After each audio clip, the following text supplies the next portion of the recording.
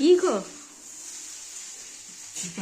বাড়িতে থাকলে বউ কত কাজ করায়। আহারে আহারে বাবা, কি করছো তুমি?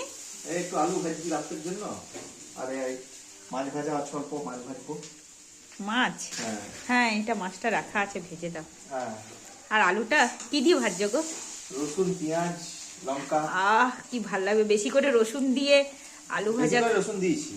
আরে এখন দেখতে হয়ে গেছে। কি সুন্দর হয়েছে। আপনি ওখানে কথা বলছেন না, আমি এর জন্য ভাবলাম একটু আমি করে নিই ফটাফট। বাহ বাহ এই কারণে আমি মাছ চলে আসলাম। বাহ বাহ রাত বাহ। হচ্ছে না অনেক। আমার কত কাজ হালকা হয়ে যাচ্ছে গো। আলু কেটে কুটে রেডি করে ভাজা ভাজি, বাহ, আমার অনেকটা কাজ এগিয়ে যাচ্ছে। আরে দুজনে একসাথে মিলেমিশে করলে কি আছে, কাজটা জলদি হয়ে যায়। একদম ঠিক একদম। আছে, সবসময় তো তুমি করোই, সপ্তাহে একদিন আমি করে দিলে একটু কি হলো। আমার কপাল তাহলে খুবই ভালো গো। না সত্যি কথা, দাসবাবু ঘরে তাতে থাকলে, ভালোবাসা বাড়ে। দাসবাবু ঘরে থাকলে মানে করে একদম, কিচেনে আসবেই, আমার সাথে হেল্প করবে। আমি কিচেনে একা থাকি না। ভালো করে লাল করে ভাজবো।